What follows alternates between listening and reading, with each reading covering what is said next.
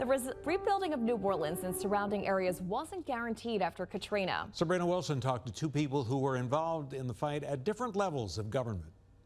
New Orleans' recovery is praised 20 years after Hurricane Katrina swamped 80% of the city. Our delegation led the strongest recovery of any recovery ever in the history of this country.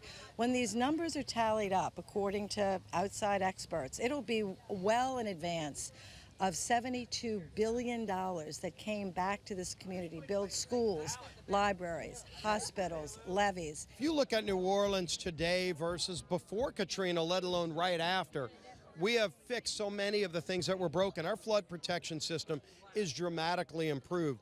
Obviously, that's where it all started. Mary Landrieu was a Louisiana U.S. Senator at the time and fought to get federal recovery funds. Steve Scalise, currently U.S. House Majority Leader, was in the Louisiana legislature. You know, we had to make a commitment to rebuild the Superdome. That was no easy deal because a lot of people were saying, how can you rebuild a sports facility when people aren't in their homes? So we had some tough votes to make, but frankly, to me, they weren't tough votes. Now, after Katrina hit, there were some in Congress who said New Orleans and surrounding areas should not be rebuilt.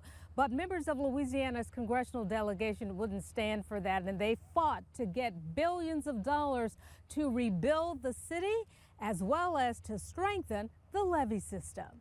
The bands are playing in the French Quarter. The Superdome is built. The levees are stronger than ever. And yes, we still have work to do in the lower Ninth Ward. We still have work to do in the retail commercial space in New Orleans East.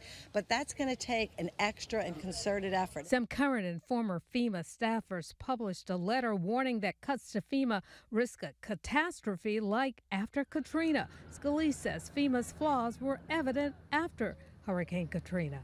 So either we need to reform it. If there's a better way to do it, let's look. But there will always be a need for a federal response to disasters. And Mary Landrieu also talked about the modern public school buildings that were built after FEMA provided $1.8 billion for that. And Scalise referenced how citizens were very involved and pushed for the levee boards to be reformed.